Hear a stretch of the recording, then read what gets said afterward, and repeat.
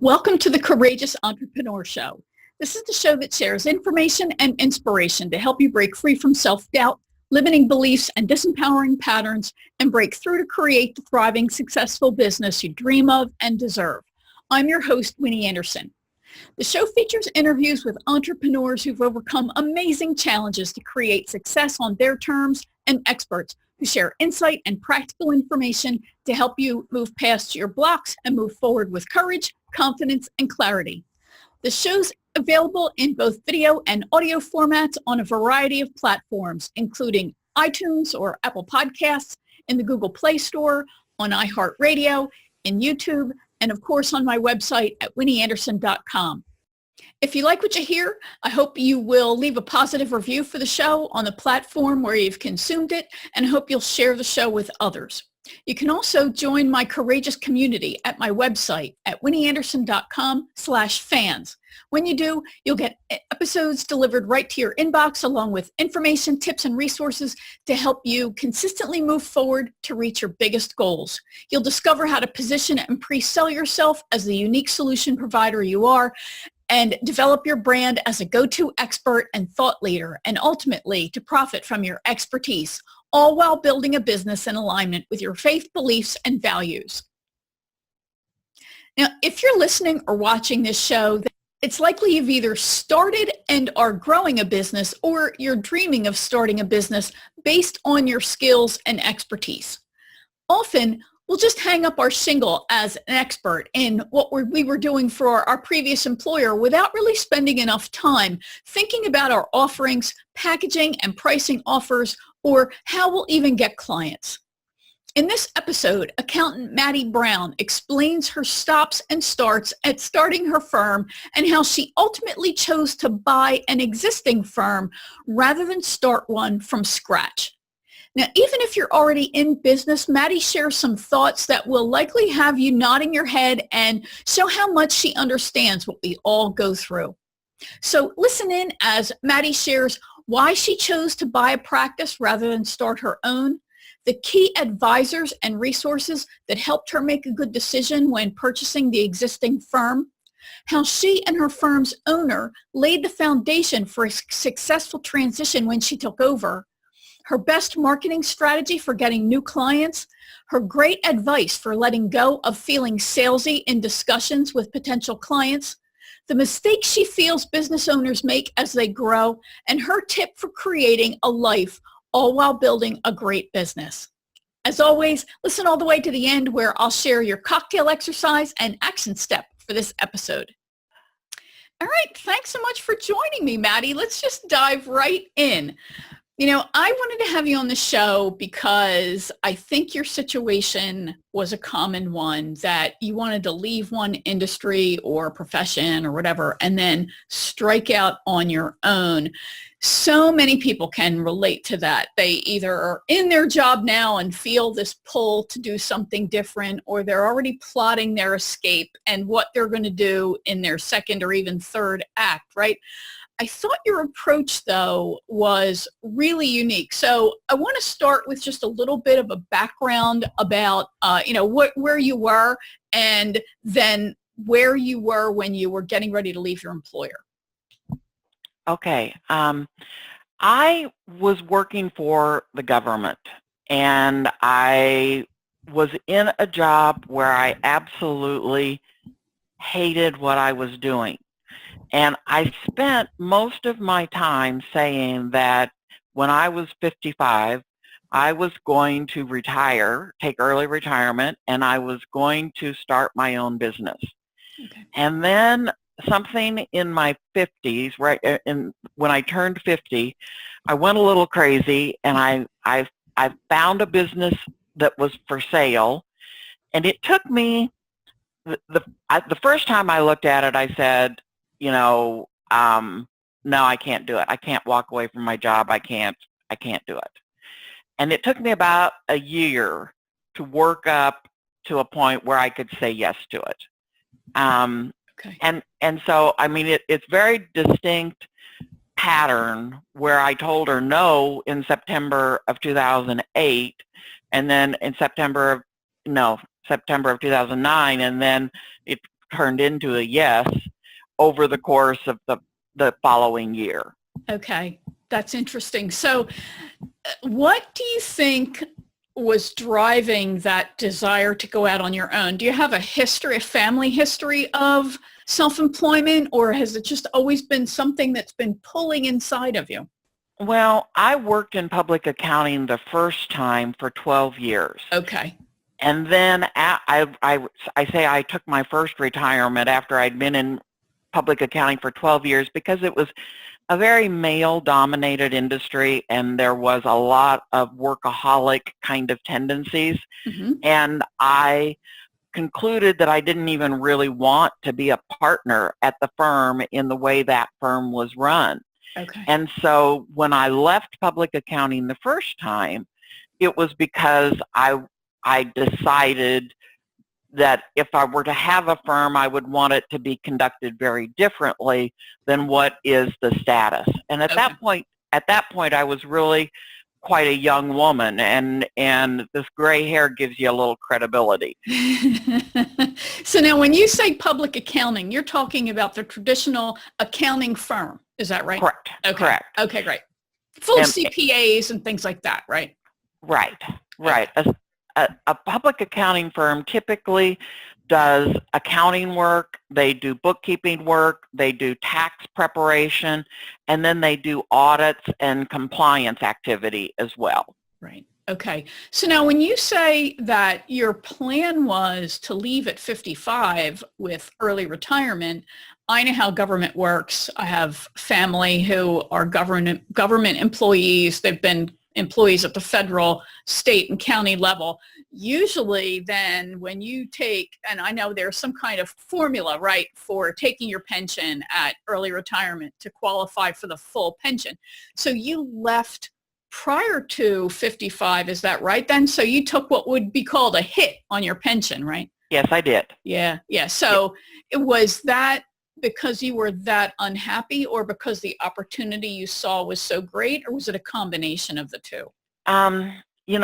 I went to a personal development seminar that was put on by Jack Canfield in 2009, and it was a one-day event that he did, and I realized at that event in 2009 that I didn't even want to introduce what I did when I met someone, because I was an auditor that produced criminal investigations for fraud and tax evasion for the Iowa Department of Revenue. And I didn't even want to tell people what I did because I hated it so much. And it really, on that day, when I was introducing myself to so many people, I realized what a negative situation I had allowed myself to get into. Wow. And so it really, it really struck me, and it really hit me, and it was like, I've got to change this. I cannot live like this. It is not healthy. It's not worth it. No, it's not. Right. Wow, that's really powerful. Was that Jack Canfield's One Day to Greatness? Yes. Yeah. That's well, it was called something else then, but okay. Yeah, but I have been a fan of Jack Canfield since 1986 is when I first heard of him and his building high self-esteem, and I'm actually involved in his Train the Trainer program at this point. Okay, so great. I'm really excited about it. Yeah, that's great. Just an amazing person, great information, and super thought-provoking and powerful. Absolutely. A big amen on all of that. So did you ever have any kind of fantasy about going out on your own way back when you first got started? Or were you just thinking, traditional career route, I'm a CPA, I'm going to work for a firm, I'm going to become a partner, I'll retire, blah, blah, blah? Well, when I was in public accounting the first time, I thought that I would follow the traditional route and I would get to be a partner, and that would be what I did. And then I got involved in a firm where there was some discrimination going on. Okay. And this was the mid-'80s, and we settled on an agreement that I would not continue with my attorney, but I left the position, and I attempted to start my own business at that point. Okay. Now, I was only 26 years old at that point, and I didn't have the experience that I needed, and I didn't have the financial backing that it took to get a practice started where I was. And so I took another position with another CPA firm and fell back into that traditional role of growing into a partner. And it was, and I was at that firm for 7 years before I concluded that I didn't even really want to be a partner in the traditional sense. Okay. Okay. Interesting how we all have this kind of semi-circuitous route and then wind up and then can look back and go, I needed all of those experiences to make me the person I am to create what I've created. So that's really interesting. I appreciate you sharing that.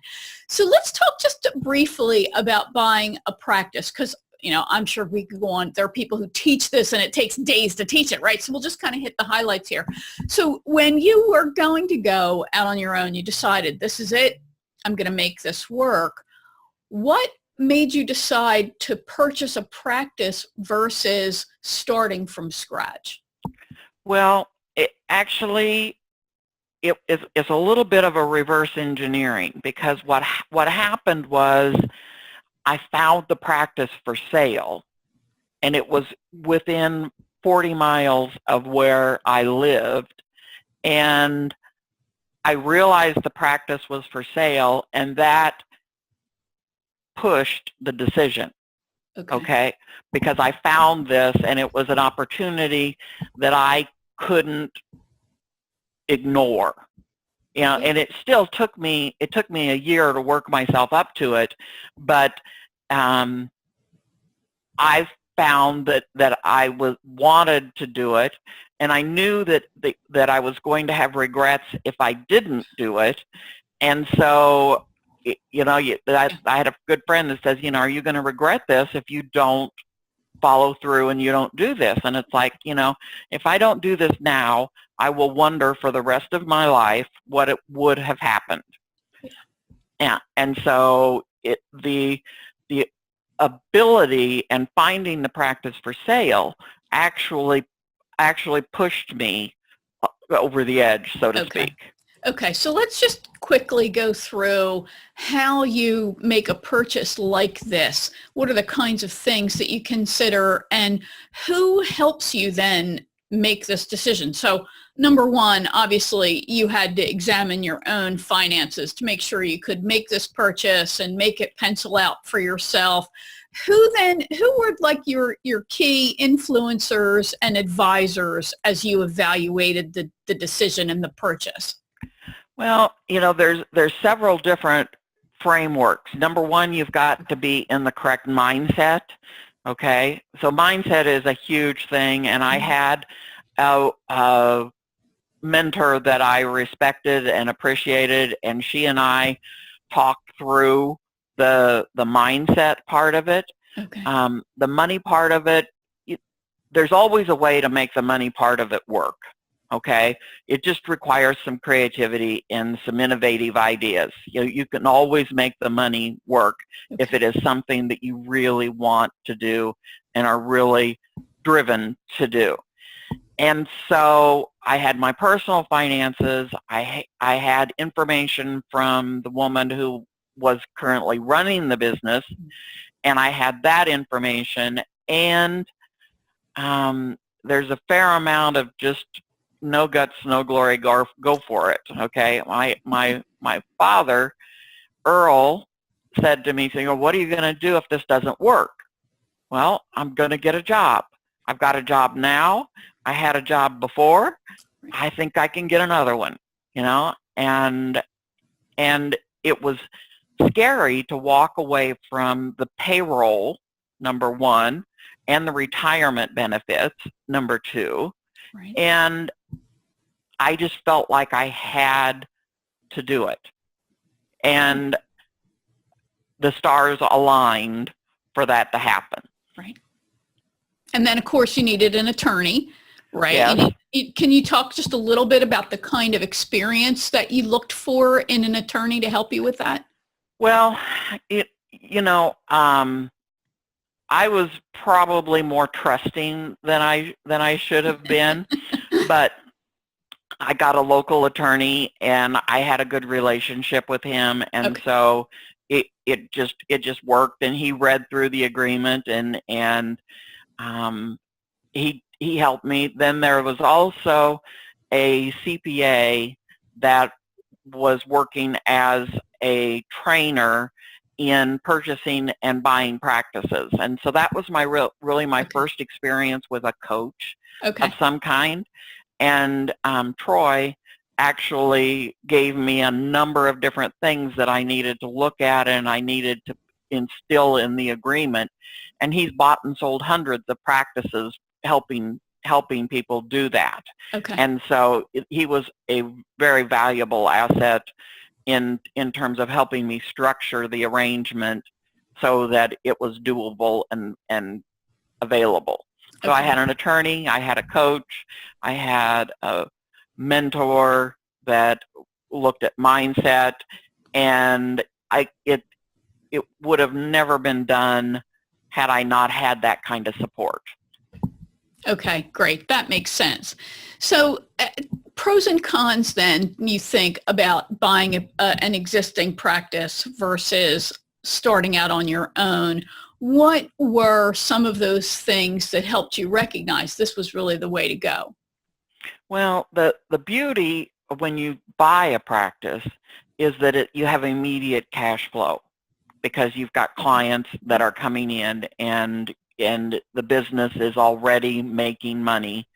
And so you have a safety net, if you will. Okay, because you've got cash coming in. If you're going to build your own practice and start from zero, that is a much more difficult scenario, and you've really got to have strong sales skills, which, and even then, I generally expect that people have a few businesses that they have in their pocket so that they can get started with something as opposed to just starting from a blank slate. Mm-hmm. Right. Yeah, that's a super, super great point. And I know that I underestimated what it would take to get started, and virtually everyone I know underestimated as well. And you end up with some really scary moments, and that can cloud your judgment and cause a lot of just negative energy. And when you're working with in semi-desperation mode, doesn't exactly make for the nicest work environment mentally for yourself. And I think it puts tremendous pressure on you. Then every sale is so completely critical to your growth. So I think those are really great points that you make there.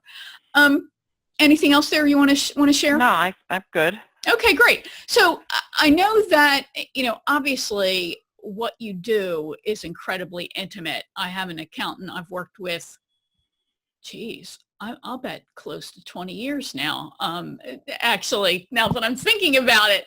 And he's just, I love him and I trust him so tremendously. So how did that work when you purchased this practice?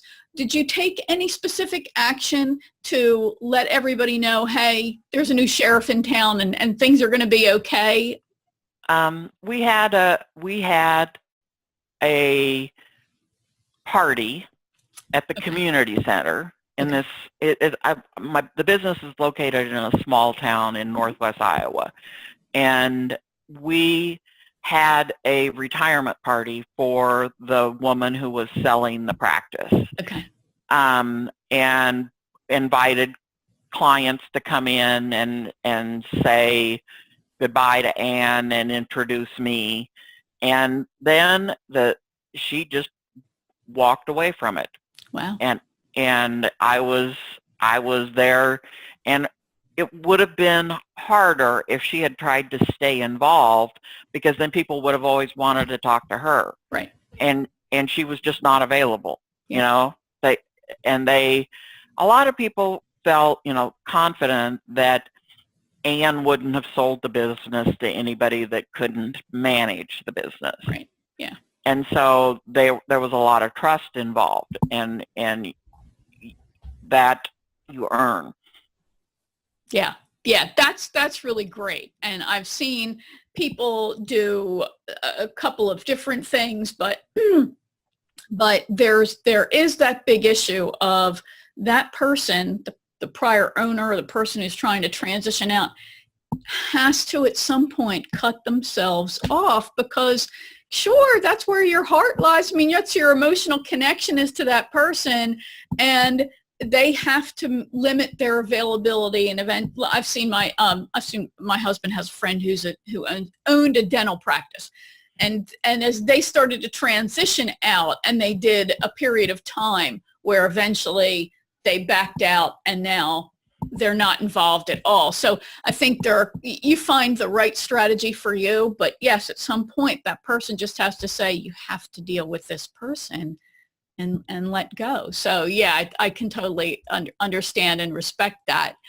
Let's talk about the courageous actions, as I call them, that are really necessary for building a practice. And there are 7 of them, basically: marketing, selling, fulfilling, creating, managing, growing, and leading, at a minimum. So we're going to move through this speed round, if you will, of the interview, and I'd like to hear your thoughts on each one of these. So let's start, first of all, with marketing. The one thing that is something that I think most service professionals really despise. What's your best strategy for getting clients? My best strategy for getting clients is taking care of existing clients. All right, outstanding, excellent. Because referrals are more valuable than anything else. Right. Yeah, absolutely. So then, since that is your strategy, and getting that new person who's been referred to you, that's really then the sales part, right? How do you get a new client to say yes to working with you, and do it in a way that doesn't feel pushy but helps them say yes? Well, there's a old cliche that sales isn't something you do to someone, it is something you do for someone. Yes. Okay? And so when I know that I can help someone move through their fear and move through their stress and anxiety and worry about money, then I come from a place where I know I can help solve a problem that they're trying to deal with. Yeah. And if we can solve that problem together, then they're going to be in a much better space.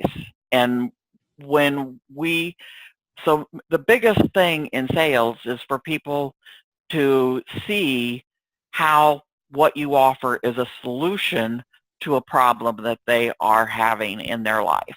Right. Yeah. Amen. That is so awesome. So how about next is fulfilling then? So there's so much to do in building and running a business, and the more clients we get, the harder that it is to get everything done. What's your best tip for delivering top service to clients without killing yourself? My best scenario is I have a great team, and I have 4 full-time employees that do an awesome job, and I love them, and I couldn't do it without them. Yeah. So that's so true. All right. So there's a lot to create in a business, from processes to products. Did you find the need to create new systems and processes when you bought your business? And if you did, was there anything that surprised you as you did it, or was that part of what you bought and you were happy with, that those systems were already in place? Well, the first 6 to 8 months, we pretty well worked with the systems that were in place. Okay. And then there were some changes that took place, but for the most part, we weren't going to reinvent the wheel. going into tax season, and so there were 2 employees that started with me when I bought the business who had been with the business for a long time. And so the processes and the day-to-day operation didn't change that much. When we started hitting a lot of change was when I began to market to entrepreneurs and coaches and people in service professions, and actually creating a clientele of people that I wanted to work with. So after the first tax season in May of 2011, we really set about marketing to a virtual audience. And so we have clients all over the country now that I have met through events and changes, and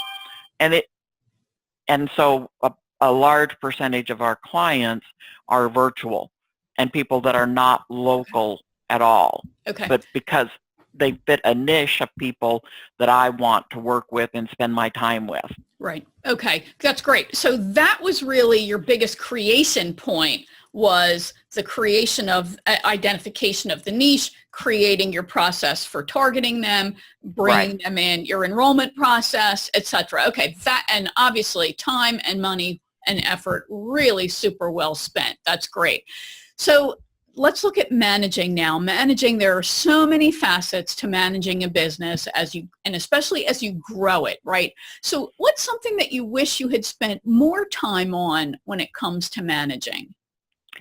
Well, I think you can never spend enough time on communication, because it is so critical to dealing with employees and dealing with clients, and I think that I could do a better job of that, and I always think I can do a better job of that. I think there's always opportunity for improvement, but I think communication is really key. Yeah. Amen. All right. So then growing. As the business grows, we need to grow as people and professionals, right? It's the skills that got you here aren't going to be the same skills or in the same variety that get you to that next level of success. So what's one area then that do you think that most solo professionals need to put more focus on as they grow? I think most businesses in general need to put a little more focus on planning and forecasting, and I hate the word, but budgeting, okay? Yes. And really making sure that they're paying themselves and they're paying their taxes and they're paying their bills. But a lot of times when an entrepreneur goes into business, they funnel everything into the business. At the end of the day, there isn't anything left for them. Right. And that doesn't work. It's not sustainable. You've got to manage your money. Right. And otherwise you're not going to be in business. And if you can't manage your money and be in business, then you're not going to serve the people that you're here to serve. Right. Yeah. Amen. So how about for living? What is one of your best practices for making sure you're building a life and not just a business? And I know that this was important for you because you talked about that as being a reason why you didn't want to stay with that first firm and build a career with them. So what do you got? Well, one of the key things is to know what you want, okay? And I have 7 basic principles that are areas of my life that I look at, and I look at it on a regular basis, and I set goals in each of those areas: personal, recreation, relationships, career, and financial, and legacy, okay? And I look at those areas, and I define 2 or 3 goals in each one of those areas as things that I want to have in my life. And when I have those specified and I pay attention to all of those things, then I'm much more balanced and more and happier with the life that I've created. Yeah. That's fantastic. Really outstanding. So one final question, well, maybe one final question. Let's talk just briefly about leadership and leading. How do you lead your team? What things do you focus on to be seen as a solid leader of the team as you build and grow this business? And then any leadership tips for being a good leader to even your clients and sharing your leadership and knowledge with them? Well, I think the main thing is to walk your talk. Okay. Okay. You have to have principles, Mm-hmm. and you have to have ethics and integrity, and you've got to follow that. And that sets the tone for your employees and your clients. And that integrity is really fundamental. Okay.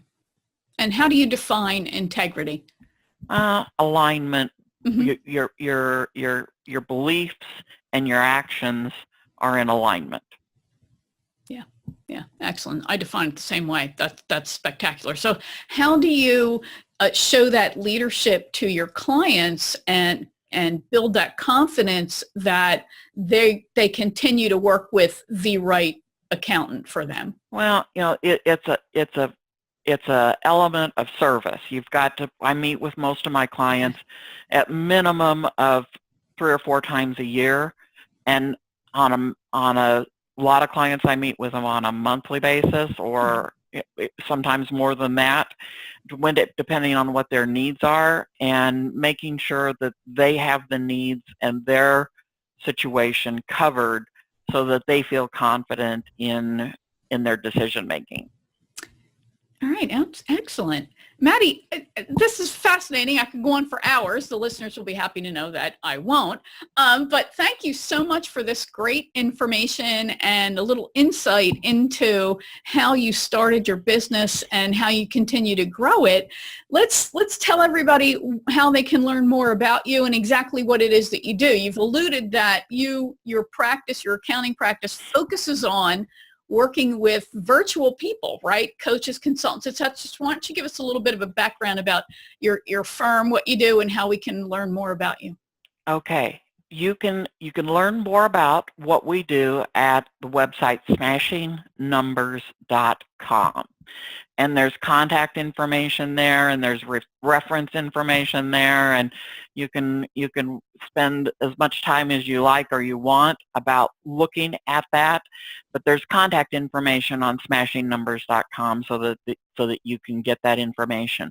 What we do is accounting, bookkeeping, and virtual CFO services for clients so that they can have a CFO in their pocket on a very affordable basis and have someone that they can talk to about their money decisions so that they make good financial decisions for their business and their lives. And I have 4 full-time employees, and we have a brick and mortar business, and we focus primarily on people in the online entrepreneurial world. We have a lot of coaches, a lot of healers, practitioners, attorneys, all sorts of business, mostly in the service-based business where there's personal services involved. And they're usually people that are working on their own and don't have a support system that takes care of the administrative things that they need to be able to delegate so that they can focus on what is really important, which is growing their business. Yeah, outstanding. All right, that's fantastic. And of course, we'll have all of those, the links and how to find Maddie on social media, which is where she and I connected. And you'll be able to go right to the show notes page and access that information, reach out to her to learn more.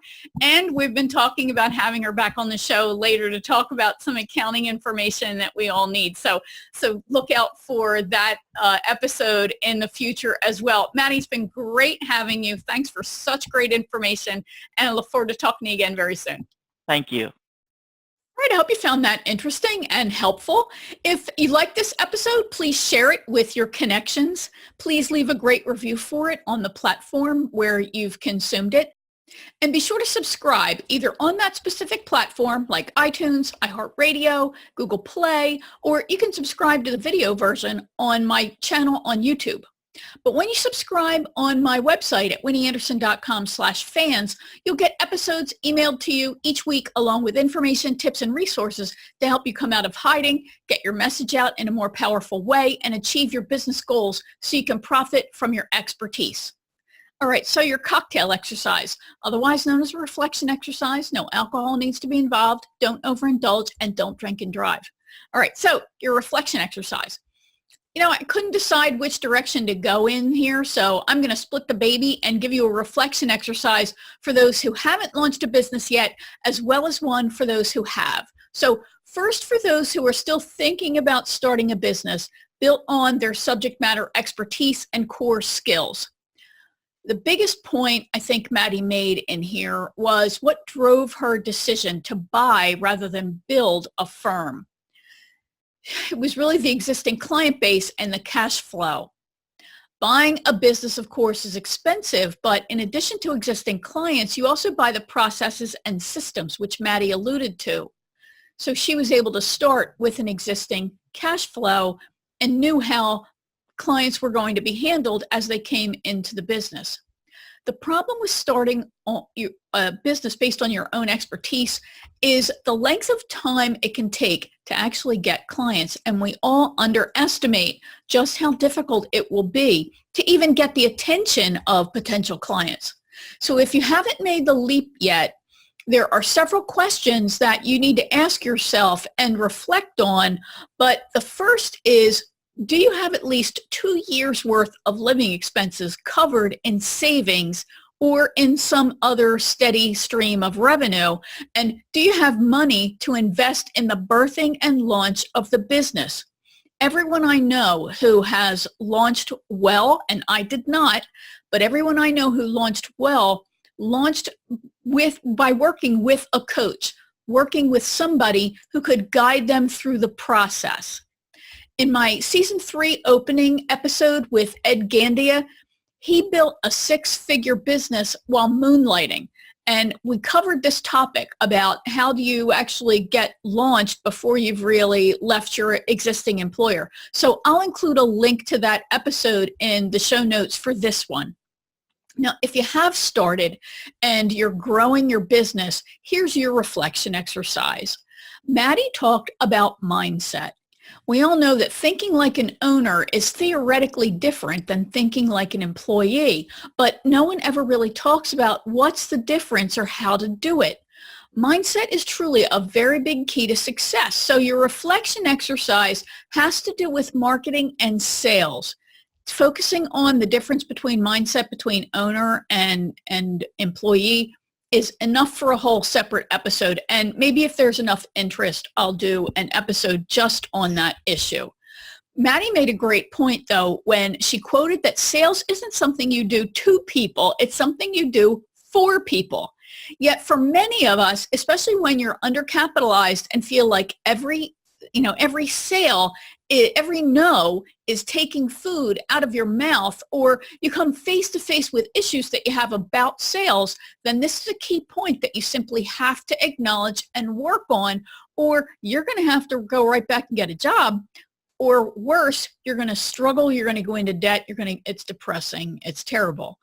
So if you're at midlife, you'll find out how difficult going to get another job can be. So this is not something you want to do. We've got to figure it out, and we've got to create not just profitability, we've got to create a wildly successful business, because each of us, especially women, needs to be financially independent, right? We need to be able to support ourselves.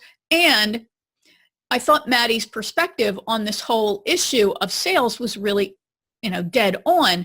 The fact that you're not doing something to people, you're helping them. So recognizing that you solve a problem that somebody has and saying, hey, I can solve that for you. Here's how I do that. Here's how we could work together.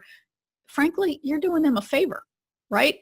my gosh, where have you been all my life? So you don't want to think about how you are, because you're not hurting somebody, right? So we're projecting onto them our fears of rejection. We're projecting onto them the situations when we have been dealing with a salesperson who made us feel uncomfortable, made us feel pressured, who made us feel confused, and we're just assuming that we're going to do the same thing. You're not, because you're not that kind of person, right?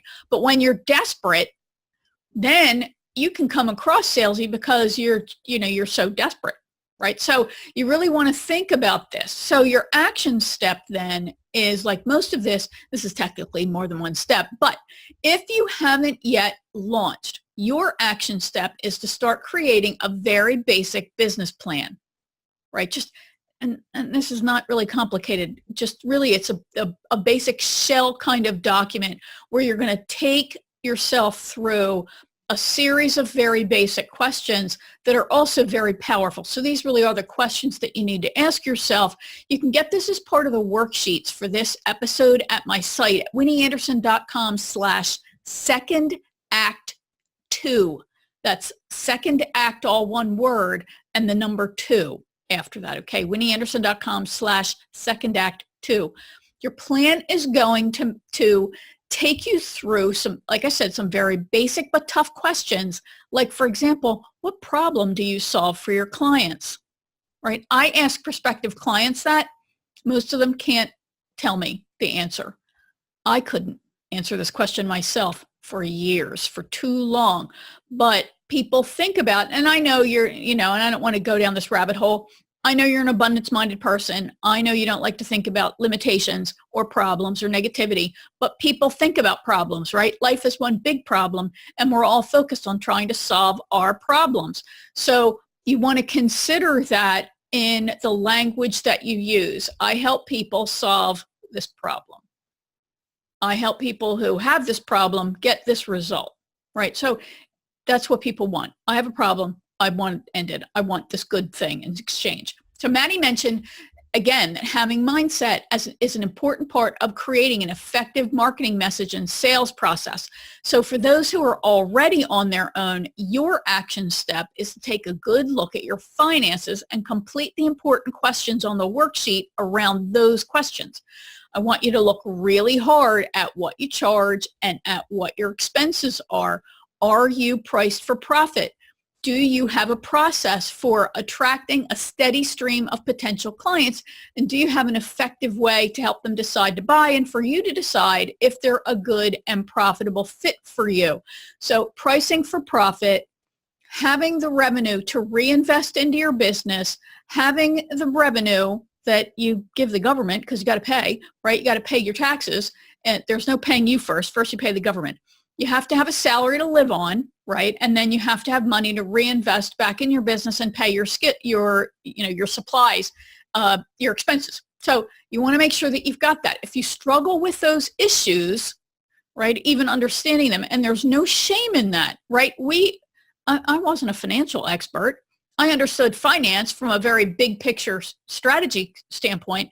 And since I worked in human resources, I understood compensation, again, from a strategic standpoint. I'm not a money person. I'm not a numbers person, I should say. So I need help. And I have no problem. And then on top of that, I have a head injury. So that only makes my brain even more scrambled. So that's why, there are plumbers. That's why there are doctors. That's why there are experts. And you go to them. Maddie's an expert, right? If you go to your own accountant, right? So if you struggle with these issues, like I said, I strongly recommend you have a conversation with your accountant. And if you don't have one, then you might want to reach out to Maddie, especially because as a virtual entrepreneur, a lot of people don't understand us. A lot of people don't understand the expenses that we're talking about and the kinds of tools that we use. Maddie gets it. She works with coaches, consultants, authors, experts, healers. She gets it. She gets the whole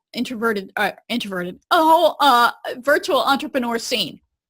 So If you are an introverted solo professional or someone with introverted leanings who values membership in a community of like-minded and like-personalitied professionals, then head over to winnieanderson.com/join the club and join my Facebook group, The Courageous Entrepreneur Lab.